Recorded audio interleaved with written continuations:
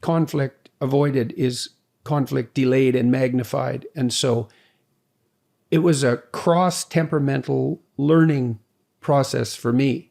I had to learn to work against my temperament in order to engage in conflict that was necessary when it was necessary. We always worked through our problems until we had resolution. And you were very persistent in making sure that we found our resolution. And I don't know exactly what that was about, if it had anything to do with your personality. Well, I think partly, weirdly enough, it was a consequence of my dislike of conflict. I thought, oh my God, we have a problem here. It's an actual problem. It's going to happen every day or every week or every month for the rest of our bloody lives. Let's hash it out right now, despite the fact that that will make me sweat and raise my blood pressure and exhaust me. Because if we could actually negotiate our way through it and come to a solution, we wouldn't have to have a fight anymore. Yeah, and that worked. We went through our problems, and we still continue to go through our problems. We don't rehash stuff all the time. No, well, we made rules too. And one of the rules was, and this has been a rule that Tammy and I have used in our whole relationship, is like, do not agree to something you don't agree to. Because the worst thing is you negotiate out a settlement and the person decides they're going to implement it, but really they're resentful about it because they didn't want to have any conflict, and then they're crabby about it every time they do it, and they do a terrible job, and they're irritated about it, and that lasts forever.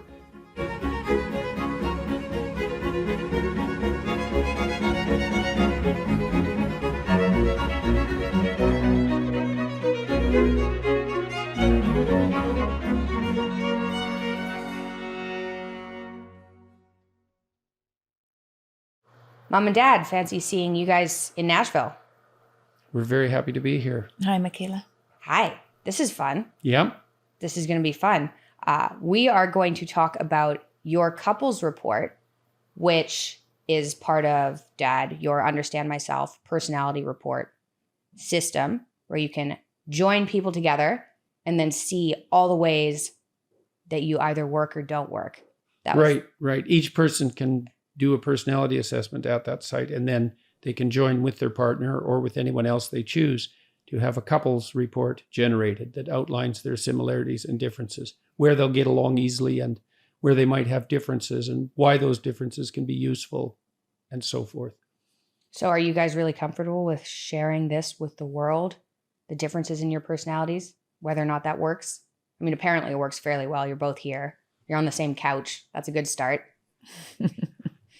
Yeah, well, we won't say anything that we don't want to share, but we've talked a lot about our personality differences and similarities and figured out, at least to some degree, how to appreciate them and how to negotiate in relationship to them.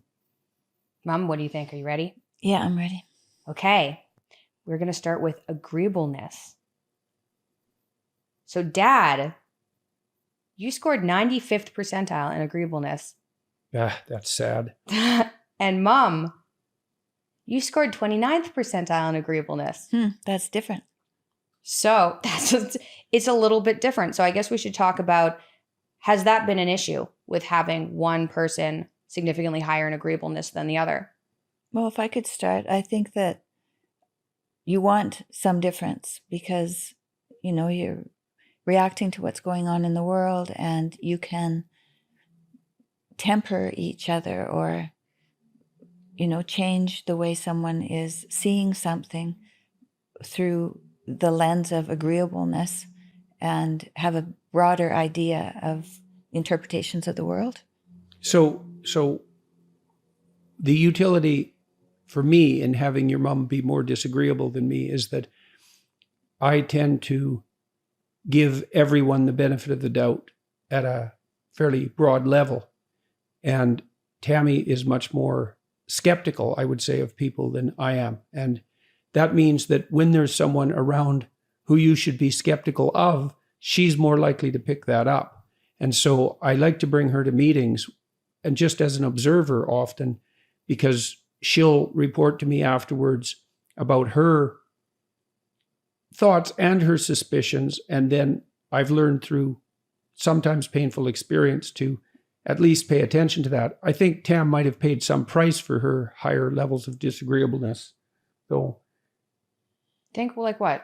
Well, when you're disagreeable, you tend to say no. Does that have anything to do with extroversion as well, though? Yeah. If you're enthusiastic, you tend to say yes. So Well, we won't talk about my enthusiasm yet. We're going to get there. Yeah, we're going to get there. now, But I think it has something to do with me saying no and also wanting my own way. Stubborn. Yeah, I want my Ooh. own way. yeah, Here- well, it also it does lead to some misunderstanding because people low in agreeableness can be kind of curt and snappy. Not snappy, that's not exactly Blunt. right. They can be curt and blunt. They're less polite. And so if you want to know what someone thinks, it's really good to have a disagreeable person around, but it's not like they really go out of their way to smooth things out so that there isn't. That's more than just I have risk aversion, like I'm not volatile. Right. And I have really low in withdrawal. That's part of that. Yeah, well, that So helps. it's complicated. That it helps a lot because it means that you're less likely to get upset. And so, But I'm less likely to walk away when there's a confrontation. Mhm.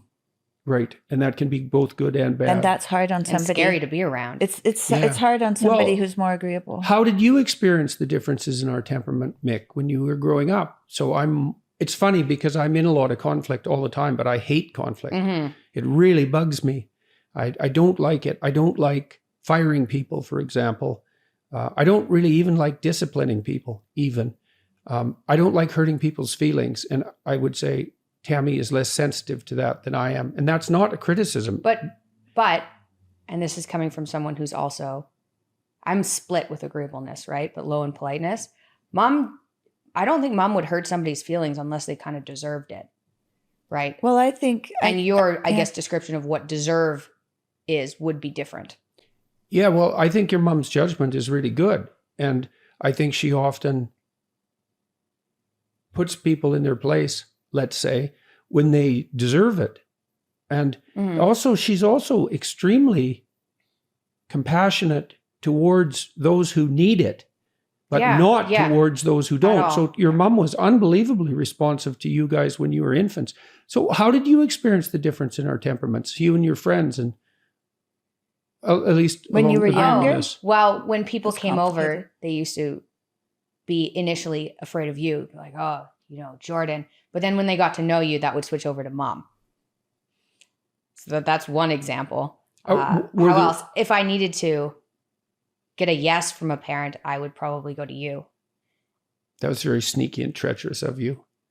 So was there a downside to that? The fact that I would be more likely to say yes, and an upside to your mother's propensity to say no? Everything was so muddled together because of how sick I was that it's difficult to say. So Is a disagreeable person more likely to tell you something that they see as an issue to discuss that might be sensitive than someone? Yeah. Definitely. And That's why it's useful. And so that's truth, right? That's truth. Yeah. Well, and the relationship between disagreeableness and truth is an interesting one.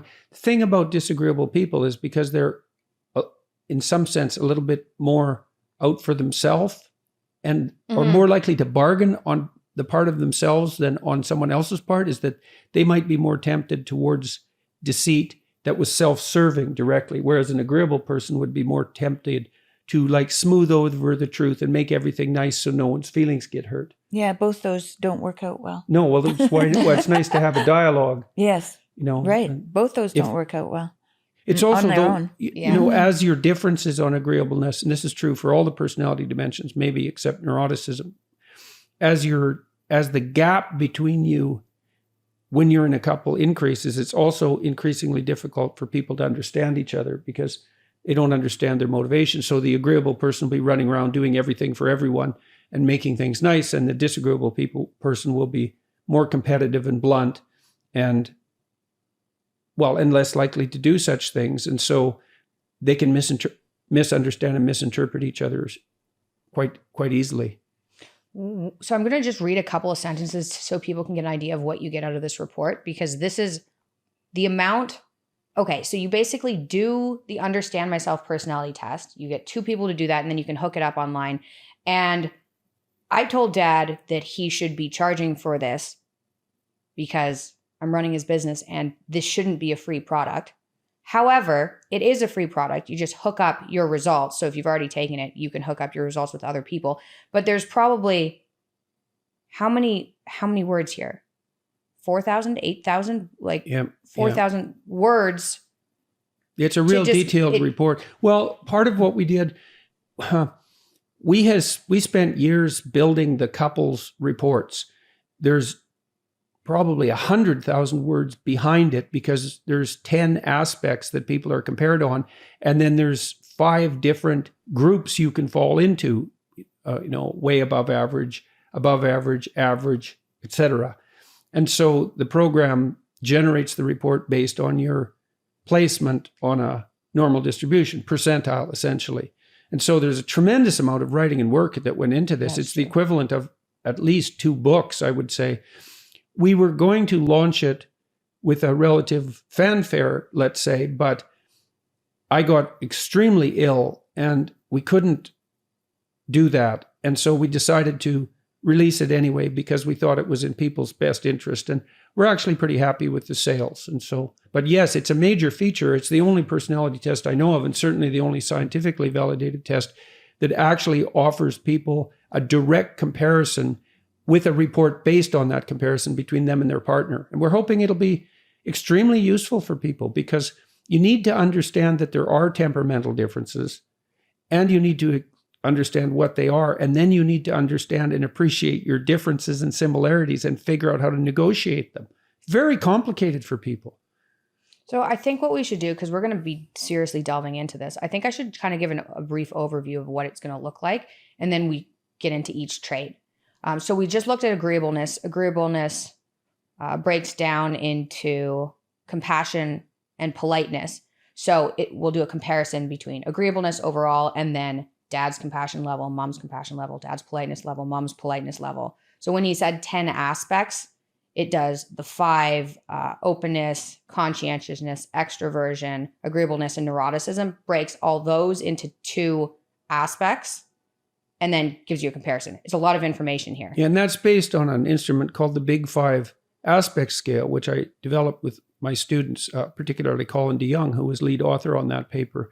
And it's become one of the standard means of assessing personality psychometrically in the research literature, and also has been used by now tens of thousands of people online.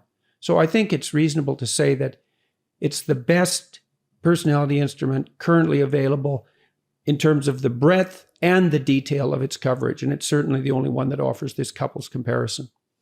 So do you guys think I should just kind of burn through some of this and you can stop me? Yeah, well, you can just ask questions and yeah, that would be fine. So let's go to, so we covered agreeableness. Agreeableness breaks into compassion, politeness. Compassion, dad, you scored 96th percentile, and mom, you scored 48th percentile. So some of the information you get here, this is you. You are likely to be highly conflict averse because you'll be concerned about causing your partner negative emotion. Your partner, mom, is likely to be capable of engaging in conflict, and he or she will be a bit less concerned about causing you negative emotion. So that's one sentence out of, a large paragraph just describing the implications of compassion as a couple. So I'm going to just keep going, and you, maybe mom too, comment if you want to comment about what this kind of thing means. Dad. I had to learn to, I would say, engage in conflict, especially when it conflicts with compassion. I've been in a lot of conflict. And I don't find it pleasant, and I don't like upsetting people at all. It really bothers me. And but I did learn that conflict avoided is conflict delayed and magnified. And so it was a cross-temperamental learning process for me. I had to learn to work against my temperament in order to engage in conflict that was necessary when it was necessary. And so that conflict perhaps came more naturally to your mother or with less internal opposition. Yeah, I don't think it bothered me as much, but we always worked through our problems until we had resolution.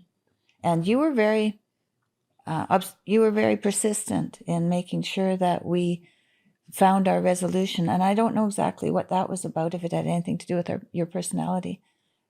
Well, I think partly, weirdly enough, it was a consequence of my dislike of conflict. I thought, oh my God, we have a problem here. It's an actual problem. It's going to happen every day or every week or every month for the rest of our bloody lives. Let's hash it out right now, despite the fact that that will make me sweat and raise my blood pressure and exhaust me. Because if we could actually negotiate our way through it and come to a solution, we wouldn't have to have a fight anymore. Yeah, and that worked. We went through our problems, and we still continue to go through our problems. We don't rehash stuff all the time. No, well, we made rules too. Like when we were talking about an issue, it might have been something as trivial as who was going to clean up the bathroom sink and how quickly after they used it.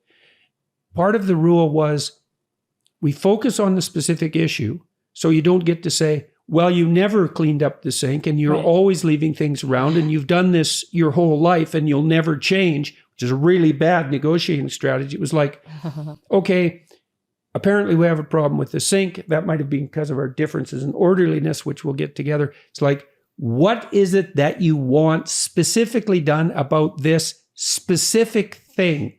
And then we would negotiate back and forth until both of us were satisfied. And we used to have meetings with you kids once a week. I don't know if you remember. On Sundays. I vividly remember. Vividly. Why do you like in a PTSD type Oh, of because you wanted to I'm go just out and play. I'm just kidding. Yeah, well, we'd sort out the week's responsibilities at this meeting. And the meeting had rules, which was, well, there's some jobs that need to be done. And everybody has to play a role in doing them so that nobody gets resentful and bitter. And you have to attend the meeting, although you can leave if you get upset, but you have to come back and you have to abide by what you say, what you agree to. And so don't be too... For the week. So it wasn't a big ask, right? 7 days. But that's a long time for a kid. It is a long time. Yeah, well, and people generally don't have meetings of that sort. And one of the rules was, and this has been a rule that Tammy and I have used in our whole relationship, is like, do not agree to something you don't agree to. Because the worst thing is you negotiate out a settlement and the person decides they're going to implement it, but really they're resentful about it because they didn't want to have any conflict. And then they're crabby about it every time they do it, and they do a terrible job and they're irritated about it, and that lasts forever. So none of that. So that's a good rules. Do not agree to things you do not agree with. And if you're agreeable, you'll say yes, and then you'll get resentful. And that's the bitter and horrible underside of empathy. I could add to that too. Yeah. If you're in a situation where you feel like you have to say yes as an agreeable person, say you need some time. Yes. Because I use that trick. I mean, I'm way better now. Like, I don't have issues with saying no at all anymore. But when I was younger and more concerned about other people's feelings, I guess, I started saying, I can't make that decision right now. I'm not comfortable. You say, I'm not comfortable making that decision right now. Or can I have till tomorrow? Yes. Yeah, well, that's not a trick, I would say. That's a wise strategy. And we also learned in our relationship often to discuss things and then let both parties sleep on it. And if you go to sleep with the intent of further clarifying the negotiation, then you often wake up in the morning with something to say, that might also cause further conflict, but is part of the means by which you reach a peaceful negotiated settlement. I mean, Tammy, you remember when we were first together, we'd have a conflict about some deep thing usually. For about 3 days. Yeah. And then once a week. Well, and then, yeah. No, for a year. Yeah. More than that even probably. No, that was for the first year. Yeah. Well, often I'd be trying to work through this and it would be at night and Tammy would say, I have to go to sleep now, which drove me crazy. I'd be up like persisting on the internal discussion. She'd be sound asleep beside me, which was extremely annoying. But she would very frequently wake up in the morning with something to say that was helpful or with a dream that related to those kind of pauses that you take when you sleep allowed me to reflect and find out what I may have brought to the situation. And that always helped. Yeah, well, that was another thing we did constantly too, which was to try to figure out how, I would sit on the end of my bed, and Tammy did this as well, when we were having a fight and think, okay, what stupid thing did I do at some point in the lead up to this discussion that increased the probability that this would be unpleasantly conflictual and that's interfering with the solution. And man, if you ask yourself that question, you'll get an answer. And then you can offer that answer to the person. You can say, look, despite the fact that you're utterly wrong and that this is horrible and you should just listen to me, because that's what you like to think, you could say, well, here I figured out something I did that was not optimal or maybe outright wrong, and it's complicating it. And so, like, sorry about that. And you have to mean that. And if you have any sense, you do. And then we could progress. Yeah, that was a great strategy, because I think it not only deals with the situation at hand, but it deals with behavioral patterns that you've had since childhood that sometimes don't work anymore. And in the conflict, you can see the discord and you wonder what you may have brought to it. So then that can shed some light on past behaviors, and then you can update them. Yeah, outdated. Through the negotiation. Well, yeah, that's a huge part of what you're doing in negotiation is that update. Yeah. It's also the case that if you concentrate on your stupidity, you now have a problem that you could solve, whereas you really can't solve the problem of your partner's stupidity. You know, you can negotiate and you can discuss it, but really that's in their domain.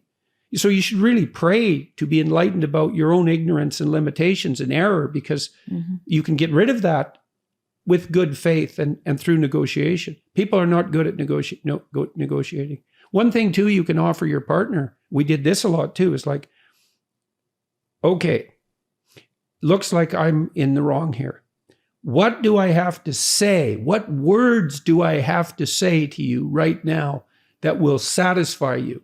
And you might think, well, if you loved me, you'd know, or you should figure out the words on your own. It's like, no, I'm stupid. You tell me, I'll wander through these words awkwardly and artificially because I'm not very good at it, and maybe I'll get better at it in the future. You can give your partner that gift, right? You offer them conditions for your satisfaction.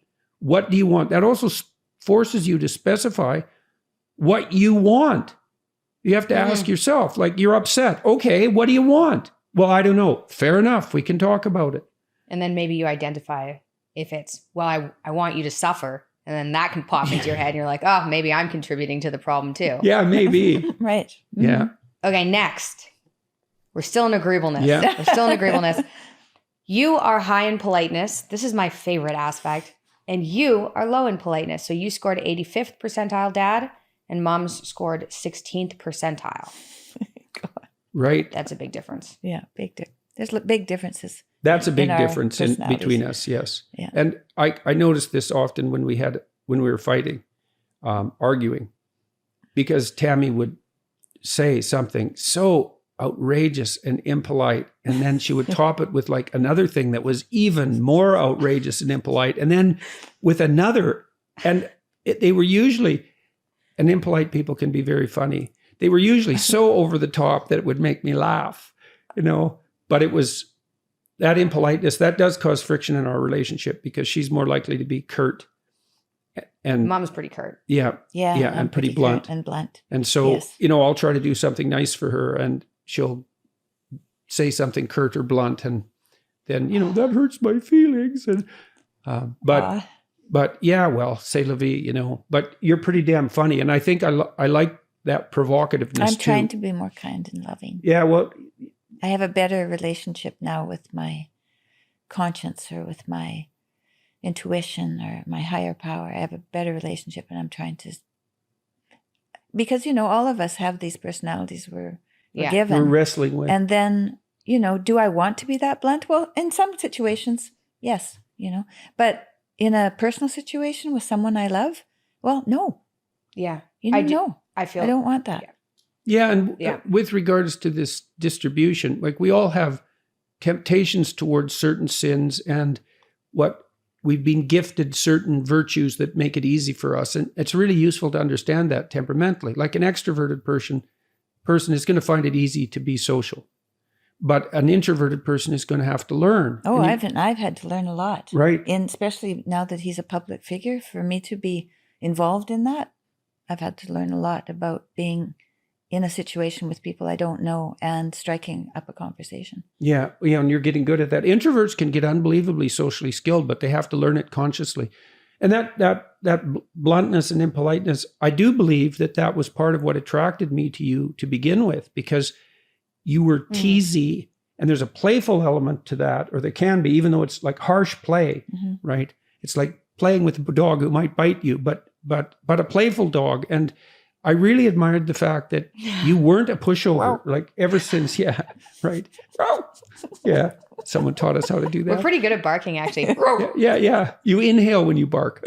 Row. Mom? We can even fool I already dogs. barked. You started this fiasco. Okay, I think, moving on, I think that I'm going to skip a couple. Let's do extroversion because we were talking about that one. Okay. Oh, yeah, let's. Yeah. So dad scored 98th percentile in extroversion, which is extremely high. And mom scored 88th percentile in extroversion, which is also very high.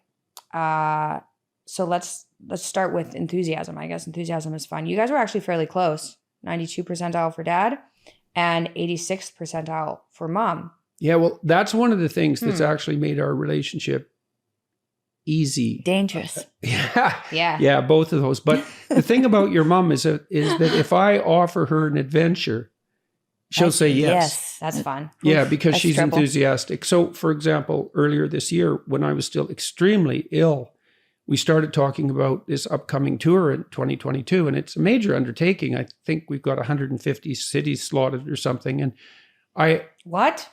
well, I don't know, it's lots, 100 anyways. Wow. That's a lot. And I asked her if she wanted to do this, because she seemed enthusiastic during the discussion with Creative Artists Agency, who is helping Crazy arrange this. enthusiasm. Yeah, and she just about died 2 years ago, and then like I wished I was dead for like most of the last 2 years, and we had no idea really if I was going to be able to manage this at that time, but we thought we better get on with our lives anyways. But your mom is always up for an adventure. And I had faith too that you would be better as well. I really did.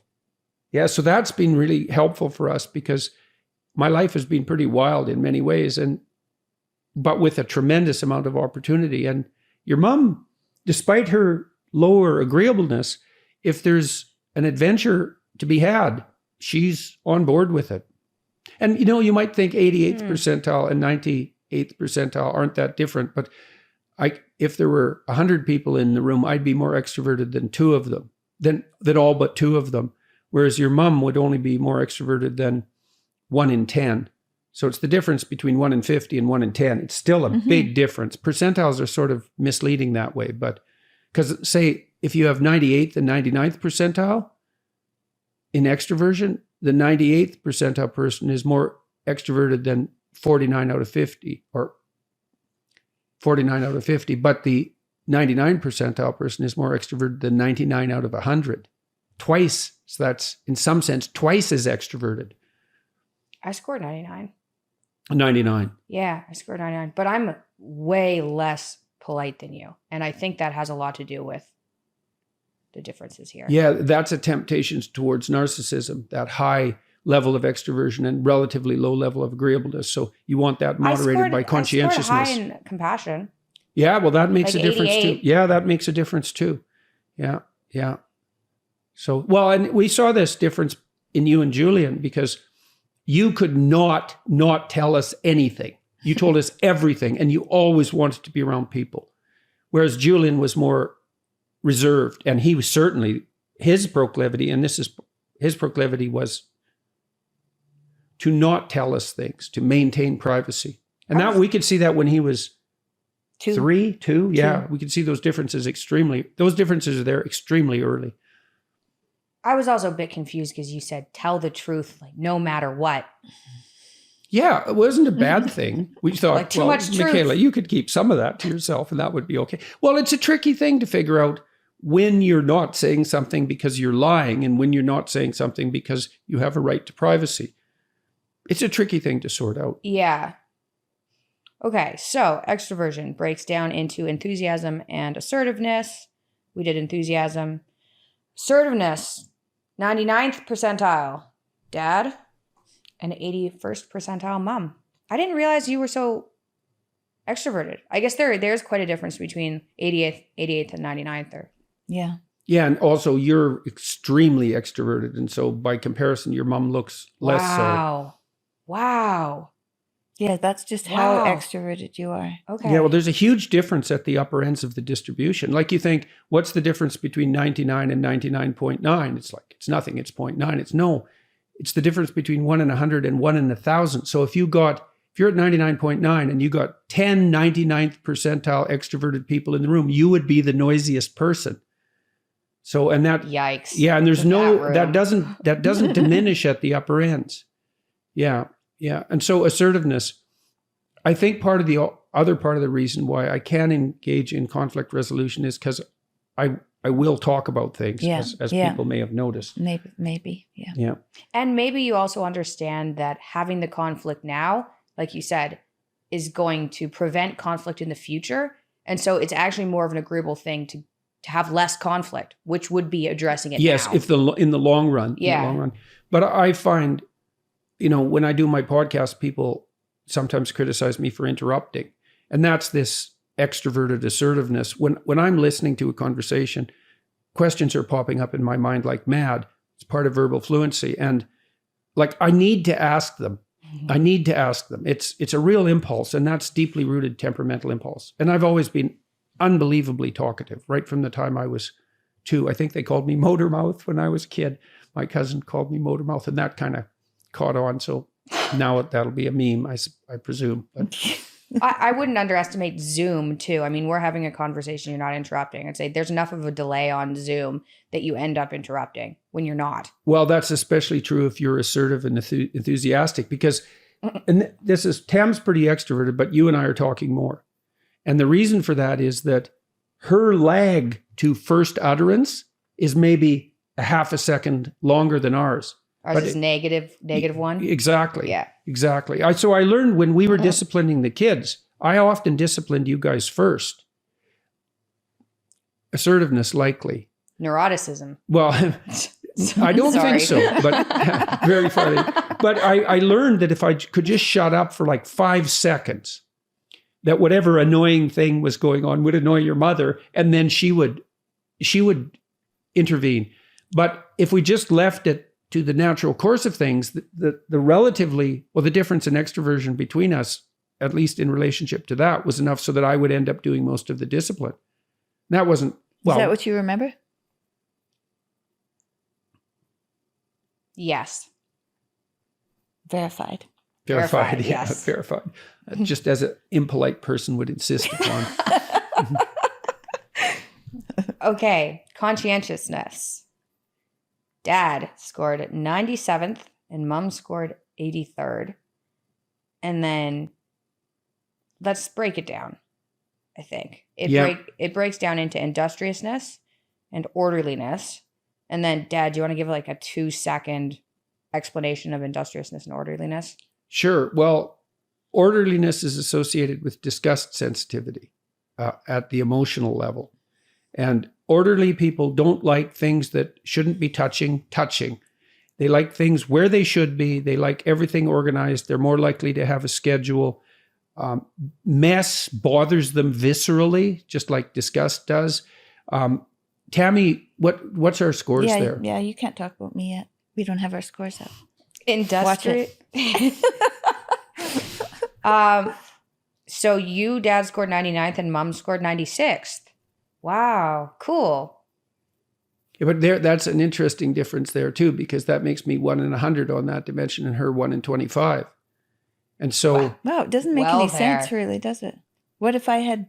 It would make sense if we 30%. showed. It would make yeah, sense. well, then if we there'd showed be a on huge graph. difference. Then Well, you'd that's be 1 already in a 3. huge. Yeah. Right. And so, like, left to my own devices, I would just work all the time. Yep. And there are lots of people like I could get a key that. and just lock you in there. Yeah. Well, we kind of did that in my office because we learned. No, I learned. You go ahead. You can tell that story. When you went to work, you didn't want to be interrupted, so I didn't interrupt you. So you could be there for hours and hours and hours. Yeah, and then I'm kind of fascinated by how you can do as much as possible in the shortest possible period of time. And that's always kind of a game for me, and that's associated with industriousness. I like to work. I would work all the time, pretty much.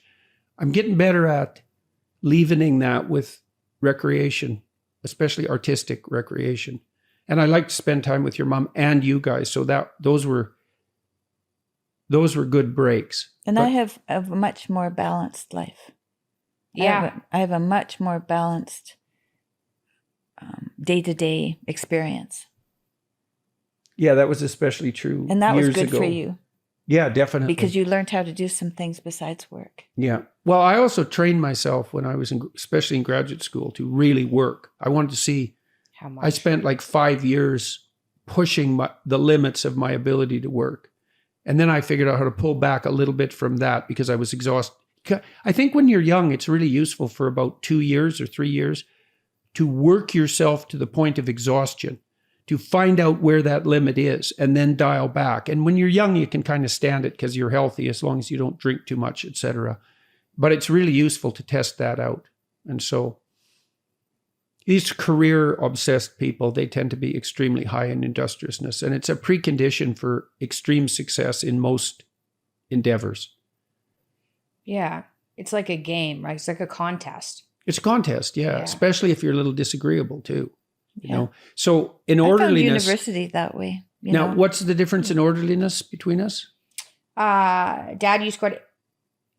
This doesn't seem right. You scored 80th and Mom scored 41st. But Mom was. I from think the it was more outside view. aesthetics than orderliness. That's what I think. So openness? I liked beauty. Oh, that's interesting. Yeah, Well, I still really like beauty. It might have also been some. And your of- disagreeableness probably made you less attached to objects. yes. Oh yeah, yes, definitely. I'm not There we go. attached to anything. Yeah, so well, you like that's drop that, that's toss another that, thing. Baby pictures, baby books. Yeah, I went outside, yeah. I went Those. outside one I've got day. those if you want them. I went, yeah, I should just give them to me, like out of my house. I went outside one day and I had this one book where I had drawn little figures in. It was like, I'm, however many centimeters tall, and this is my name, and I'm 5. And it was just sitting on the sidewalk. Mom Yeah. was cleaning house. Yeah, It's like, yeah. Well, what? your mom, I think it is. She doesn't love me. I think it is lower agreeableness. I mean, Tammy's very Thank good goodness. at getting rid of unnecessary things. And I know that was, perhaps not It's like, unnecessary. where's Julian's? It's not out here. What is that supposed to mean? But it does clear away the clutter. And Yeah. we've accumulated a lot of things, especially over the last few years. And your mom's ability to not get sentimentally attached to things unduly has been instrumental in us keeping our environs functional and hopefully beautiful to the degree we've been able to manage that. Yeah, I don't know how old you were when I got rid of all the large suitcases. We could only have small suitcases, and you could only take that much stuff no matter where you were going or how long you were going for. And that was part of it was cluttery to have. We didn't have room for big suitcases. Okay, no more suitcases. Yeah. Yeah. They tour, just so people know, with a carry-on. It's very impressive. These outfits, carry-on. Okay. Let us continue. Do you know what the stewardess said to the vulture when he tried to bring 3 bags onto the plane? Only 2 carry-ons allowed, sir. Yeah. I sent that to Reader's Digest, and I got $100 check for it. That makes the story so much better. Yes, it does. Yeah, well, I really liked Reader's Digest when I was a kid. It was a good magazine. so did I remember seeing that it was written in there for you. Yeah. Yeah. Wow, I bet those people are going to scrambling to get their hands on those now. We should have some of those. Yeah. Okay. Anyway, just try to make money just in any way possible. Okay. We covered extroversion. Enthusiasm is fun. Assertiveness. Enthusiasm, that means to be possessed by God, by the way. Enthusiasm, that should just say fun instead. Yeah, Enthusiasm it's or a lot fun. of positive emotion, and extroversion is the positive emotion dimension, and Although, extroverts are fun to be around. I used to think that enthusiasm meant somebody knew what they were doing, but now I know it's just enthusiasm, Yeah. and I can discount it. Them being like, that's a great idea. Yeah, That's a it's great like, idea. Here's the plan. Let's do it. Yeah. Fantastic. Yeah, We're like, oh, wow. Okay. You're Yeah. really into this. that's why you Like, need. no, you're into everything. Yeah, exactly. Every idea is good. Yeah. Yeah, well, too much enthusiasm makes you manic. I've had that Ah, that issue a bit. Yeah, it makes you manic. Everything's- That's that. So every trait pushed to its extreme can Yeah. degenerate into a pathology, and that's true of all of them. You might think you can't be too creative. It's like, oh yes, you can. You see patterns everywhere, even when they're not there.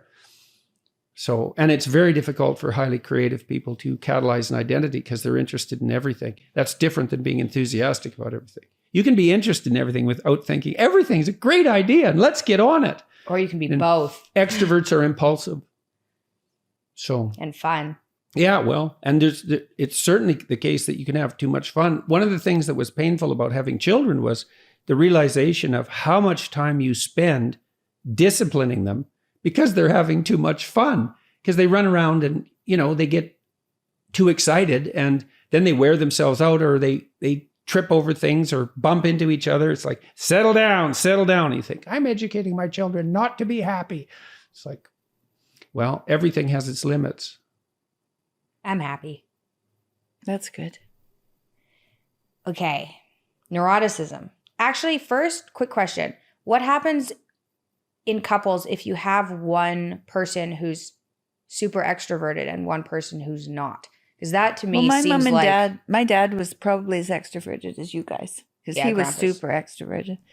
My mother was not. Is super extroverted. He's 90 and still funny. Yeah. Still and he's the extroverted. life of the party, man. And he was the life of the party in Fairview. Yeah. I think your His dad whole was life, I think your imagine. dad was the most extroverted person in our town. Seemed that way, yeah. I mean, he was and there was about He 3,000 was way people more there. extroverted than I was. Yeah, way more. Way more. I was always quite surprised by his enthusiasm and his gall of just doing anything. And he was he's low also in agreeableness too. super low in politeness. Yeah. Yes. And he's hilarious. Yeah, he is. Yeah, but you don't, and he'll tell you what Yeah, he but- thinks too, man. Even kids. Yeah. It's like, I told my kids, is, don't do anything to annoy your grandfather. He will not forgive you. And you Yeah, were good. well, You were Grandpa. good. But But yeah. my mother was very quiet. Yeah, unbelievably And I don't think introverted. she would have known anyone if it weren't for my father, because he brought people to her. And I don't think she had the Temperament. temperament to bring people to her. She didn't. So thank God that she found him and that he found her. Yeah, really. and introverts get worn out by social interaction and they need to go have a break fairly frequently, whereas extroverts get energized. And so, yeah, it was tricky for your mom and dad because it was hard for them to bridge that gap because your dad was always out socializing Yes. and your mom enjoyed that and she thought he was funny, but she was very But you introverted. didn't go out with him. And she didn't really go out and make friends on her own either. Through sports. And that's something that she did, was sports. Even though she was introverted, she could act out something. Open. But not, maybe more open. Yeah, because that can sometimes override it, right? If you're an introvert, but you're high in openness. Well, she was actually a good athlete too, so that helped a lot. It was a domain of competence for her.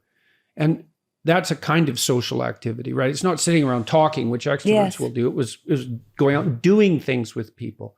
And so that's something for introverts to consider too. It's a good avenue to social interaction, shared activity rather than mere socialized conversation. Like dancing. They went dancing. Yeah. Oh, you yeah. bet. You bet. They curled together, they golfed together. And Mom went and watched all the sports that Dad did, hockey and baseball. And so she was out with people when he was doing things. And then when she was a little older, she was doing them too. And did very well with them. Yeah. My mom is extremely high in enthusiasm and my dad is very low in enthusiasm, although he's quite assertive. Makes him a complicated character because he's half extroverted and half introverted. And so he was difficult to understand in that way. But it's difficult to rouse dad to enthusiasm for any activity. And that's hard on my mom because she's really enthusiastic and less assertive, although not unassertive. And so that has been a point of conflict between them in their relationship. Okay. Neuroticism. So you scored 74th. Yeah, I was But- probably still pretty sick when Yeah, I took this test. And I've done this a number of times throughout my life. I know it says clearly on the website, you can only take this once, which is terrible marketing. Just I pay don't for think this that's once. true either. I don't think it's You true. go through Well- life changes, you can do it again. Right, but there should be a gap between the times you take it. Oh yeah, you can't just repeatedly take it till you end up with the personality you don't have, but you want. Yeah, for sure. Well, that's really why built that caution in there. Let's just say just don't cheat. If you just Yeah. repeatedly answer the questions honestly, because I did this when I was young and it was pretty much the same. But when my depression went away, my neuroticism plummeted. So the withdrawal aspect too, but also the volatility went way down. Depression is a modulation of your neuroticism in some sense. And so it's always been difficult for me to answer the neuroticism questions because when I'm healthy, I'm low in withdrawal and I'm low in volatility. But when I'm unhealthy, well, both of that mounts up. And so then the question is, because I've had some repeated bouts of depression, the question is, well, who are you? And the answer is, well, it depends on whether or not I'm depressed. Yeah. And so it's hard to answer. But I think, and this is, you can tell me if this comment is wrong, but I think people can get along with a variety of different personality traits, right? But if you have two neurotic people, I'd just try and find, I remember seeing my score and my score in neuroticism was like 90 something. I was like, okay, there's certain personality traits I want in a mate, but I definitely can't be with another neurotic person. Well, women initiate about 75% of divorces. And there are multiple reasons for that. What one reason is that women are higher in trait neuroticism. They're more sensitive to negative emotion. So they feel more units of negative emotion subjectively per unit of stress. That's a way of thinking about it. And so they get unhappy faster. Now, why is that? Well, the jury's out on that, but some possible reasons. It seems to kick in at puberty because it's not true for boys and girls. They're smaller. Their upper bodies aren't as strong. They're not likely to win physical contests, especially with men, especially with tough men, despite the Marvel movies. And so the world is more dangerous for them in some sense physically. But I think more importantly is the fact that they are going to bear primary responsibility for dependent infants. And if you have an infant depending on you, you should react to the world as if it's more dangerous than you might if it was just you navigating through it. So now the downside of that for the people who have to live with women and for women themselves is that they're more likely to get upset. They're more likely to make a big deal out of something. Statistically speaking, there's plenty of men who are more neurotic than plenty of women, but on average, that's the case. That's just the worst. I'm just going to put it out there. That is the most.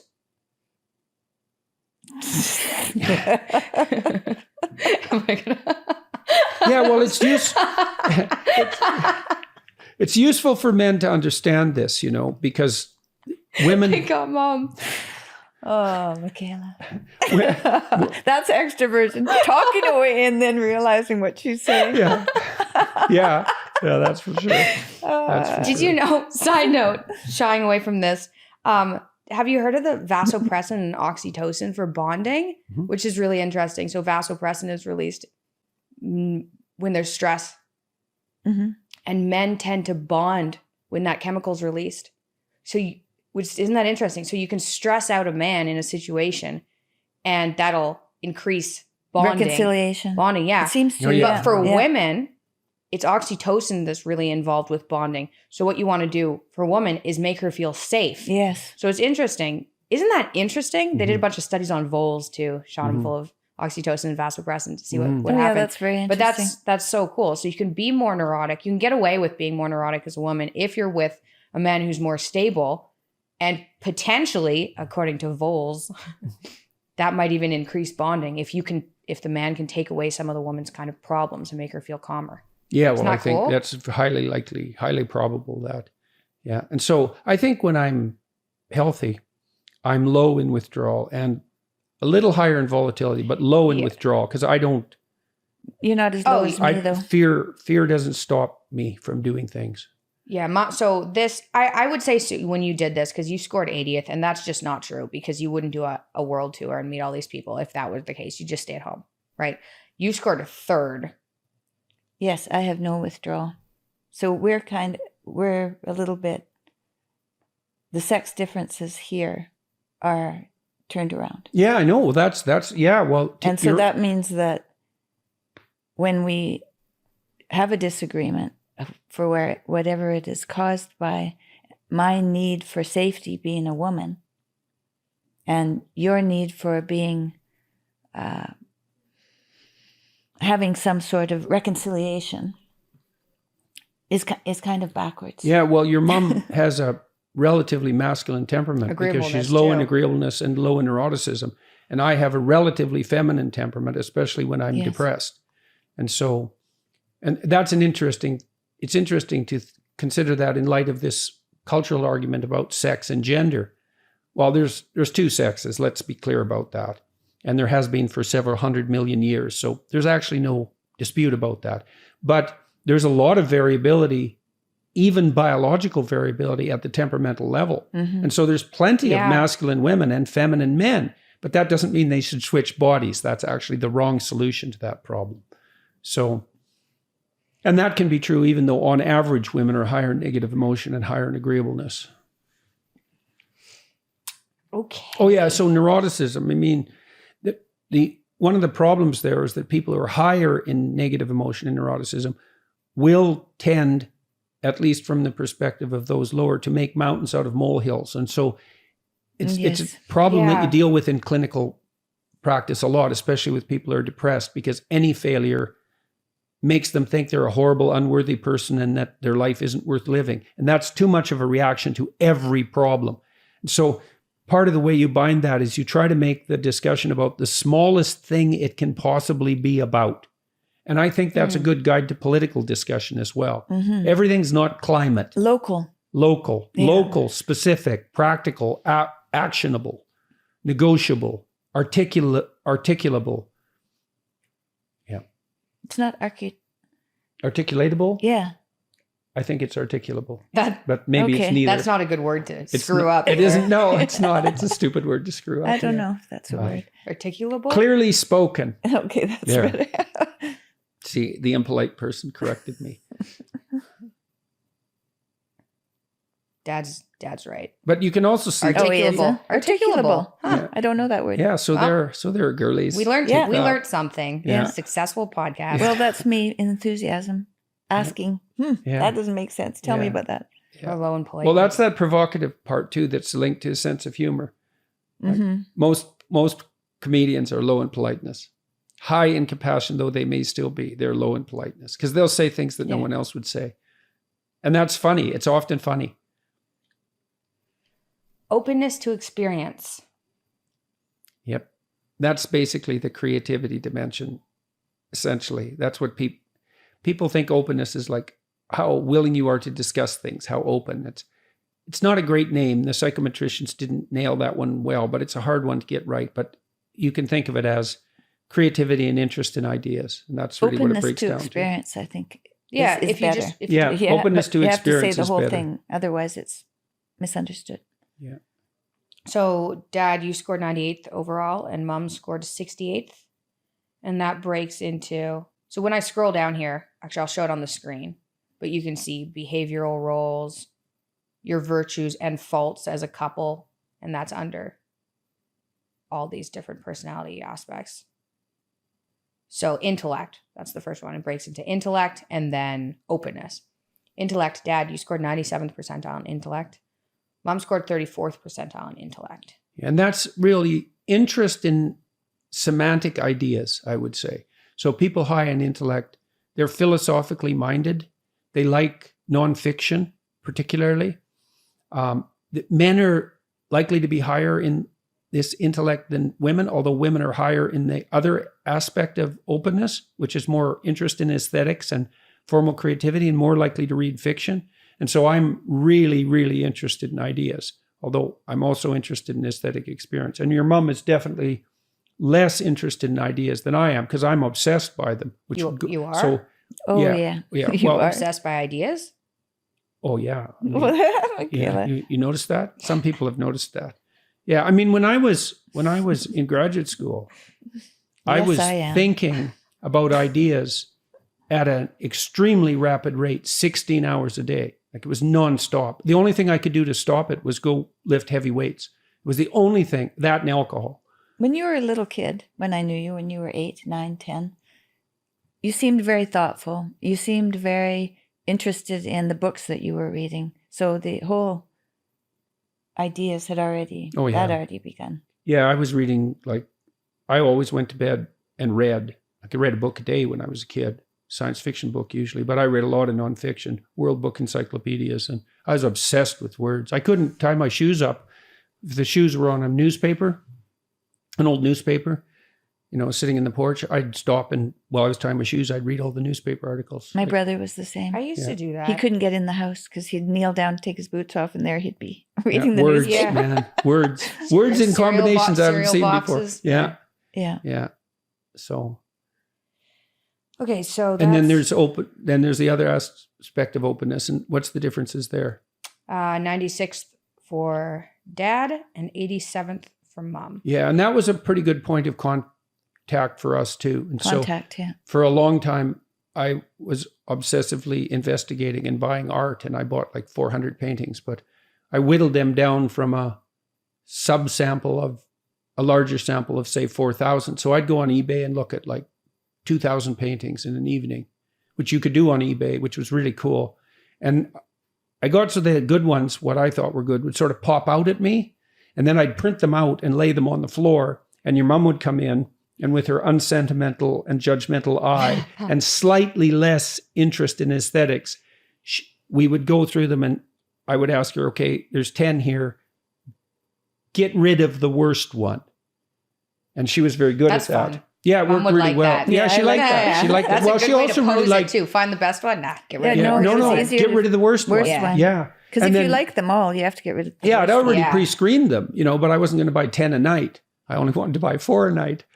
Yeah. So, but that worked out really well. And it was interesting too, because your mom was kind of worried about my art buying obsession, which lasted about 3 years. Could have been more worried about it. Yeah, But I wasn't. but generally when I brought her upstairs to look at the paintings, she'd say, well, I don't like that one, and I don't like that one, and I don't like that one, but you can get those other 3. And that was enthusiasm plus her interest in aesthetics. And so, That's funny. yeah.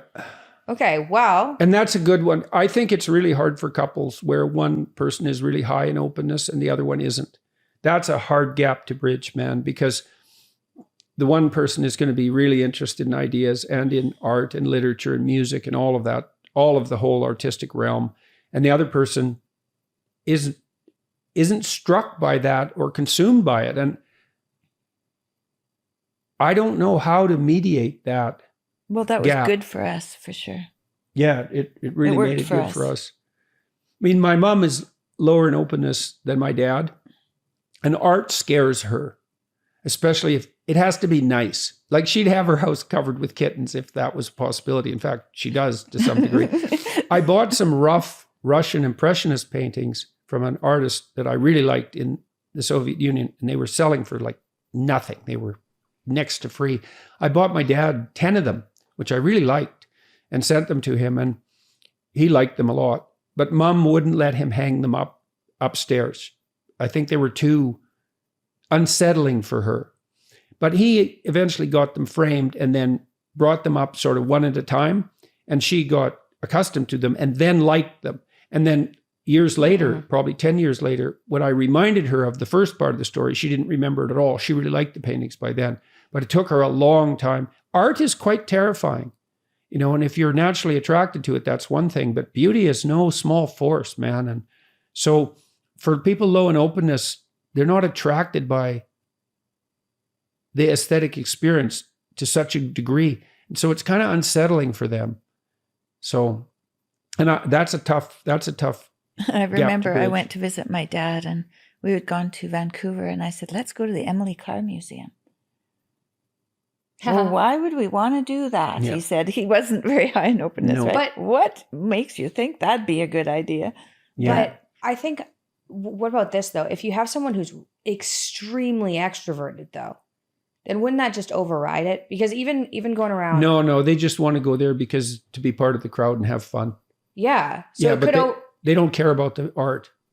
Yeah, they just want to talk but the to the other museum would have people. to be Yeah. full of people. What if there's Yeah, they'd go nobody to there? a party at a museum, Yeah. but they wouldn't go. Imagine the museum was empty and they had to go there alone. Like I'm extroverted, but I would go to a museum alone. Me Yeah, too. Although I I'd rather go with someone, but I would go alone. Yeah, and I go to movies alone. See, I don't. Yeah, I like movies alone as Yeah. well. Yeah. I think I've had that issue a bit when I've been traveling. And I like to go to parties when Has I'm it the been only like- one there, that I don't know anybody else there.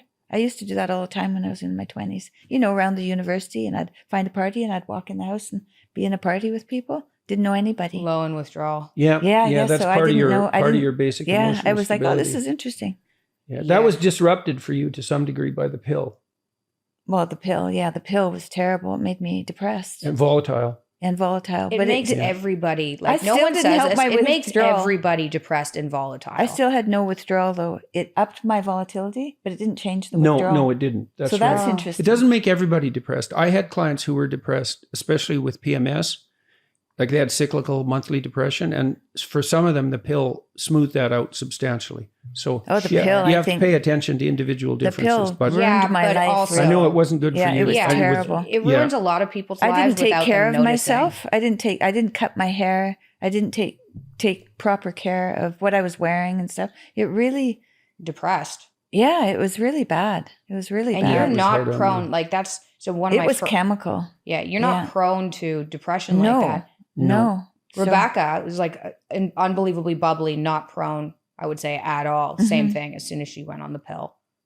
She was crying every day. Yes. That's a massive difference. And Yeah. people are I'm not happy with that. People are put on that when they're like 14 for safety, when your emotions are all topsy-turvy anyway. And they're like, and then it takes a couple weeks to make you depressed, so you don't really notice right away. And then you're on it for 10 years before it's like, oh, you know, or longer, 15 years, because apparently it's safe to take forever. Anyway. I started taking the pill when I was 16 years old. I definitely had way more trouble with my parents for the last 2 years of high school. So I think I changed dramatically. And then I went off to Yeah, university. something about you changed around that time. And I went off the pill, went to university, went back on the pill, dropped out of university.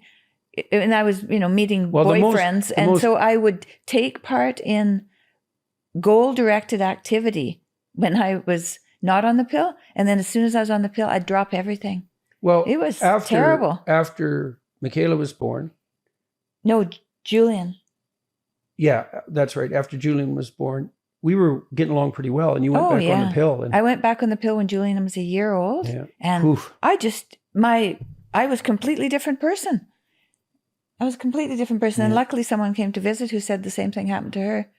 And so I stopped taking them, and then you was were fine. Yeah, it was Wow. quite dramatic. It was Wow. quite dramatic. Anyways, we shouldn't talk about that too much. Well, yeah. No, but birth control pills and me Yeah, they're don't get complicated. along. Yeah, right. We went over the personality report. Yeah, So people can go to, if Yeah. they want to do that, they can go to understandmyself.com. yeah. It's dirt cheap. It's We tried to make it- ridiculously cheap. We It's tried to make it. We had rules. $9 or something. We had rules for the company. We wanted to only sell. We wanted to sell because we wanted to make sure we developed the personality tests and also the self-authoring suite, which helps people write about their past, present, and future. We wanted to only offer high-quality, scientifically validated interventions that were self-directed for people. So they had to be based on a solid research background. We didn't want any administrative overhead. We wanted people to be able to do it on their own. We wanted to make it scalable ultimately, and we wanted to keep the price as low as possible. And so those were and the salability issue is, think about it this way. You develop a personality test, but no one uses it. Well, that's not a good solution to the problem. You want to have people use it. So then you want to have them use it and be happy enough about it to pay for it, because that's actually a mark of its utility. So we instituted, my partners and I, Dr. Robert Peel, who was my graduate supervisor, and Dr. Daniel Higgins, who is an MIT trained engineer and was my student at Harvard, who I've been working with now for 20 years. We used those principles to guide the development of all of these tests, and that's worked very well so far. Website's a bit wordy, but we're working on that now. So anyways, yeah, understand myself. It's been, I think, even though, well, when we were first working on the test, we gave it to kids. Yes, That but was they were really young. useful. They were young. Yeah. Yeah. Grade 6, Yeah. 5 or something. I remember that, like super young. You Yeah. had to self-score it. Yeah. And I realized, because Oh, yeah. It didn't work for them at all. They were Michaela too and I young. would get into tussles now and then. And I realized after reviewing her personality scores that it wasn't because she was low in agreeableness, because I thought she was pushing back, but it was partly because she was ill. She was volatile. And she'd get upset when we were discussing things. not because she was rebelling or pushing back, but because she got upset. And so I tried to learn when she was upset, not to get upset about that in return, but to give her a hug or a pat and to understand that it was emotional upset rather than a motivated rebellion. That was really helpful. And I learned too that Julian was extremely easy to get along with. And it wasn't because he was agreeable. Yeah, and it wasn't because he was agreeable, because he's not agreeable, but he's really emotionally stable, really low in neuroticism. And so, when in retrospect, I thought, well, that makes sense, because if he said no, you couldn't get him to do it. Like really, when he was a little kid. When he was a little kid, he used to say yes in school sometimes, but not do it. Yeah, he just didn't want to be bothered by the people who were asking him. Shut up. So I had to explain to him. I said, there might be other kids who want to do this. You've said yes, you've got the right to do it, but now you didn't do it. Someone else didn't get to do it. So just say no and get on with it. Well, now he just says no very easily. Yeah. When he was that used to confuse me. Confuse me. Hey, can you help with this? No. Yeah. What do you mean you can't? Like, I don't really want to help with this either, but I'm helping with it because the other person needs help. You're just saying no. What are you doing? Sitting at home? Like, I want to be sitting at home. When he was about 11 months old, he had this tippy cup, and we'd fill it with water or milk and give it to him. And he used to make dots everywhere with it. And when that was milk, that wasn't such a good thing.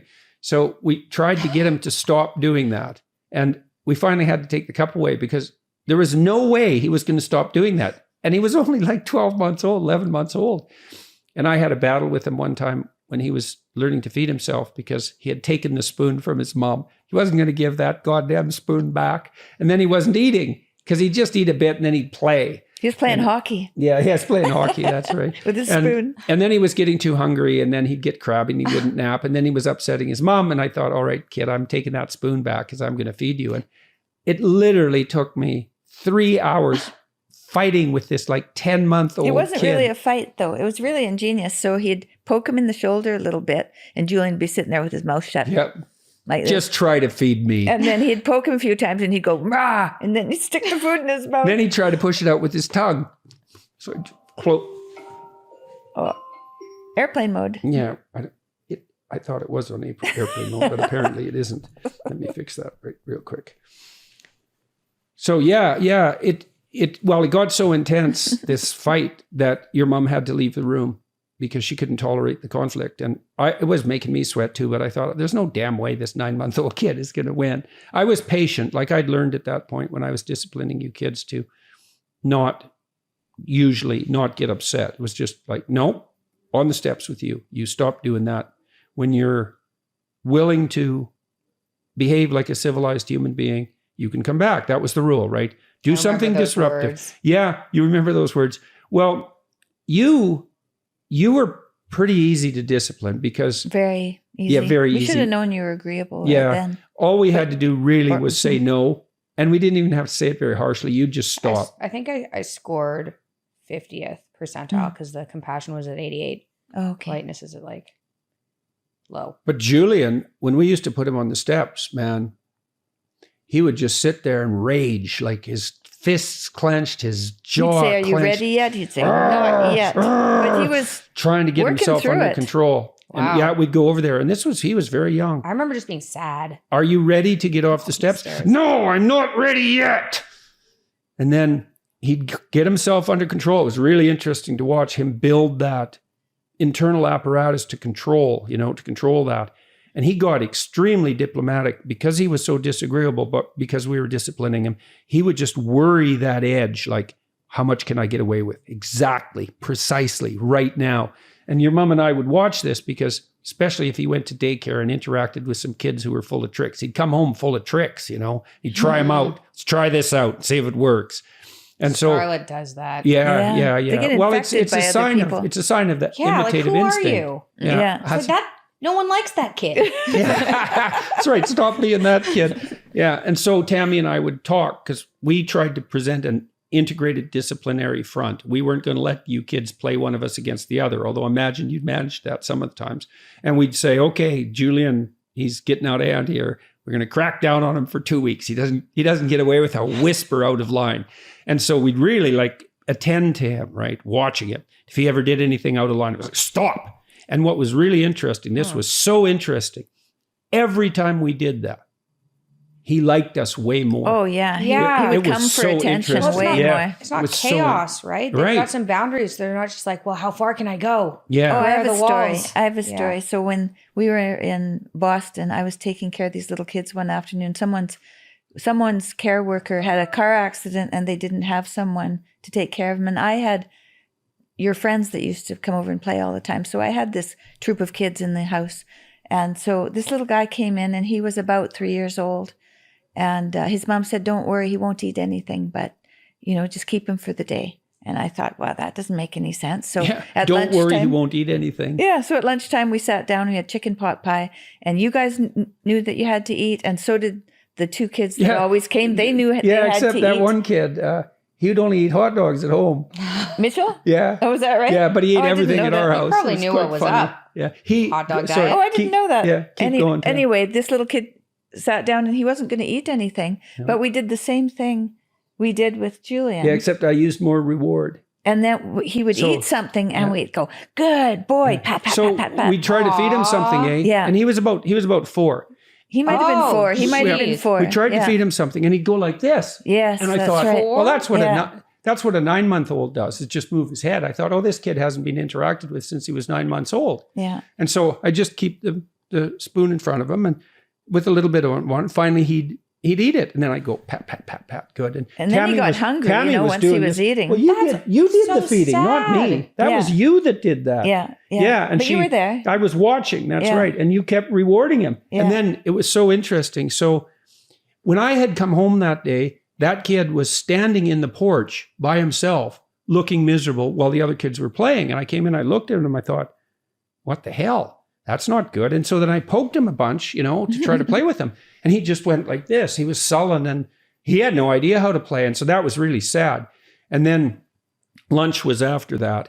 Anyways, Tammy fed him, and he got right to the bottom of the bowl and finished it. And she said, "Look, you finished it. Look what you did." And he just lit up into a huge smile. Oh, that's going to make me cry. Yeah, oh, it's That's so worse. It's sad. worse. It's worse. He wasn't Well, then- toilet trained yet. Yeah. He followed Tammy around for the Oh, rest of the it's day terrible. like a puppy. Like he was right on her path. And then Yeah. When would- we sat down, we used to go downstairs and watch Disney, and he sat on my knee. he climbed right up on her and grabbed her like that little monkey clinging to the wire mother in the famous experiments. And then, Jesus Christ, his mother came home and came Oh, downstairs, no. and she saw this kid clinging to Tammy, and she said, "Oh, super mom," and grabbed him by the hand and left. It's like, That's a horrifying story. yeah. Well, she was a psychologist too. So just to put another I think her twist on husband that was story. a psychologist. Okay, whatever. Yeah, they No, were he wasn't. Yeah. Yeah. Anyway, I Yeah. hope that day was enough to really help him Yeah. some. Well, Yeah, at least right. he- Or just make them hate you. yeah, and take Well- it out on the kid. Yeah. Yeah, which they definitely would have. It's like, how dare Wow, it you was show attention when you remarkable to won't see. show it? It was something, man. Yeah. Well, one of the kids we babysat there too. This kid, the one that wouldn't eat anything at home. He was actually a pushover. This kid, he wasn't tough. He was lovely. He was a nice kid. But Yeah. one day he had a temper tantrum in our house, and he could have a temper tantrum till he turned blue. He He'd would hold his breath. till he turned blue. Then pass out. Try that at home, folks, and see how much willpower that takes. Well, Yeah, he I was didn't having a even know temper people could tantrum do in the that. kitchen, and he held his breath and turned blue. We just left, No, we put him on the stairs and he woke Oh, up yeah. on the stairs. and there's no one around. It was like, oh, that was a lot of work for nothing. Anyways, he I didn't have didn't any even know temper people tantrum could again. do that. Oh yes, Well, I didn't know kids that can do either. it. It's amazing. Yeah. It shows you how much will there is there, and you want that will directed and disciplined and all of that. Not spent So- on passing out. Yeah, Yeah. exactly. Yeah, Yeah. not spent on counterproductive activities. Okay. Well, we went through everything. Okay. What do we want to do We could now? talk a bit about the United Disciplinary Front. I mean, Tammy and I agreed that we were going to discuss our disciplinary strategies and implement them and watch each other, because you need two people to do that because sometimes you're in a bad we mood. didn't and all really that. disagree on So that this very is- Not a much lot, at man. all. No. Just so I know, just like we could clip this or something. This is just how to Fine. work with your partner to discipline properly. Yeah. Yeah. Well, and one of the advantages to that, and so we didn't let you kids, and this, I turned this into one of the rules of my book. Well, first book, don't let your kids do anything that makes you dislike them. And that was a rule in our household. It's like, we're not going to dislike our kids, period. We're going to not only love them, which kind of comes along for the ride, at least to begin with, but also like them. And so we never let you guys do anything that made us displeased with you for any length of time. And one of the great advantages of that was that we could take you to restaurants even when you were very little. And so you were much less of an impediment, so to speak, to our social lives than you would have been. Otherwise, we could only keep you in the restaurant for about 45 minutes to an hour when you were little, you know. Scarlett, have you seen her in restaurants? Yeah, she's She great. can sit there for 2 hours. Yeah, she's great. Yeah, Scarlett's very socially appropriate. Well, she doesn't have any sugar in her diet. That helps a I lot. think, yeah, she's not hyperactive at all. Yeah. No, she doesn't have a neediness to run around. Yeah, but you've done a good job But with she's her. playful. Thank you. She's very playful. She's very alert and she's very socially appropriate. And that's such a gift to give your kids because then people used to come over to our table all the time because they'd look askance at us when we came in with little kids. It's like, oh my God, this is going to be a terrible show. And then you'd sit there like civilized human beings for, up to an hour. And people would come over and they were smiling at you and looking at you in a pleasant way, really positive reinforcement for you guys. And you got to come with us to other people's houses often because you were well behaved. We got invited back. Yes, that's right. We got invited back. Yeah. If you go over to someone's place with your kids and you don't get invited back, well, it's probably either you or the kids. Well, it's definitely you. But we had if times, it's the kids, it's also you. we had That's times right. in restaurants in Boston. Oh, you'll remember this one in Boston, where you would misbehave in a restaurant. I'd just take you outside. Often it was winter, and we just stand there. It was like, okay, kid, here's your options. We can stand here in the cold, which I can probably tolerate more than you, for as long as necessary, or we can go back into the restaurant and act like civilized human beings. What do you want? Restaurant, please. So do you remember the time in Toronto? I don't know if it was you or Julian, but I think it was Julian. We went into a donut shop to get a donut and he was misbehaving in some manner. So I just went outside with him. No, I put him outside. There was twice. Oh, there's twice. I put him outside. I was sitting right in the booth. I put him outside. It's like, you can stand out there till you're a civilized human being. And this woman she got so upset about that she literally, once he came back in, she literally went outside and put her butt against the window and shook it back and forth. That's right. And then laughed. It was like, how dare you try to make your child, act like a civilized human being so people like him. Yeah, it made her very upset. That's a nice show. Uncomfortable. Of being upset. You can tell that story. I remember one horrible story. So I was on methotrexate and naproxen, which completely obliterated my appetite in the morning. I was nauseous in the morning. Yeah. So Dad used to kind of force feed me, which was just as unpleasant as it sounds. Yeah, it was awful. We were at a stop going to the Big Apple. Big Apple. That's right. On the way from Toronto to Montreal. Yeah. And it was lunch or breakfast. Yeah, lunch. Yeah. And we were sitting at a table and I was like, I'm not hungry. I'm not eating. I was probably 9 or something. Yeah. And Dad was like, oh no, you're eating this. Yeah. Right. And it was that's just a. Mom and Julian left. Yeah, we went because outside. It wasn't pleasant, because you weren't hungry at all. We didn't fight about it exactly, but you were not motivated to eat I was at upset. all. Yeah, of course you were. Yeah, but you had to eat because you were already losing weight. And they told us, your kid has to eat or she's going to. I wonder what would have happened if we would have just given her some meat. Jerky. Though. I used to ask for jerky for Christmas. Yeah. Yeah. But anyway, the woman. Well, we didn't know. Yeah. Yeah. Well, obviously, how would we have known? I was feeding you. Obvious meat diet. Okay. No, not obvious. and encouraging you to eat. Yeah.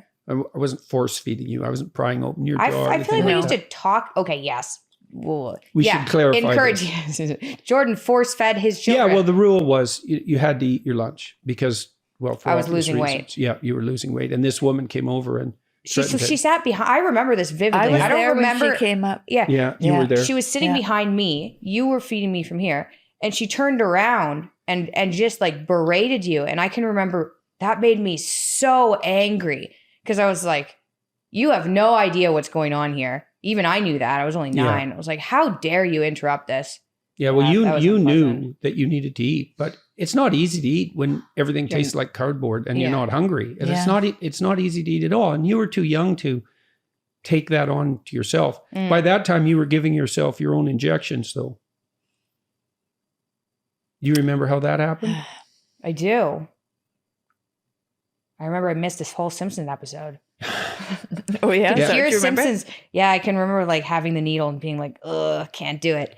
The Simpsons playing downstairs. So Took me Michaela the entire you had to have a needle how often? A day? twice a week. Twice a week.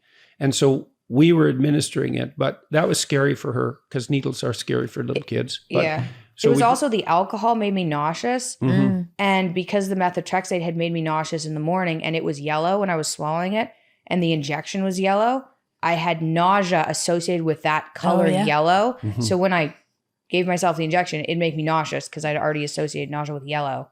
It was just, Yeah. So I used behavioral techniques with Michaela to help her learn to inject herself because we thought it would be better if she had control over that. And so she was motivated by money, and she still is. And she knew what money was by that point quite. sour keys. Yeah. Yeah. She knew what it could be exchanged for. And so I told her that if she could do the injection, I would give her $50. And that was quite a lot of money at that point.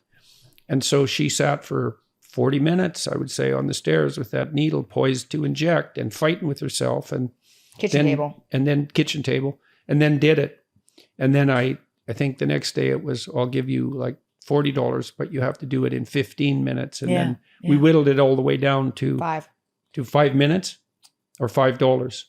It was $5. I got $5 every time I gave myself an injection. Yeah, for a long So time. I was like 17 or yeah. 16 Well, we or wanted, something. we wanted to sort of balance the scales a little bit, but you were extremely good at it. It was way better. It became, part of the daily routine. It wasn't a big deal. You weren't afraid of it anymore, and it was under your control, Well, a little which bit. it really needed to be. Well, yeah, you should be. It was a little lot bit. better though. It was a lot better. Yeah. As good as that can be. Mm. Yeah, it was as good as it can be, and sometimes that's enough to make all the difference. Well, is there any, I have more questions, but we've been going for an hour and a half, I think is time to wrap up. Yeah, that's pretty We good. can always do another one later. Yep. Okay. Well, that was fun. Yeah, we can see Yeah, how that was people fun. react, and if they have questions, then at some point we could answer specific questions about relationship difficulties along the given traits. Yeah, that's a good idea. That Yeah. sounds good. Well, thank you guys. That was fun.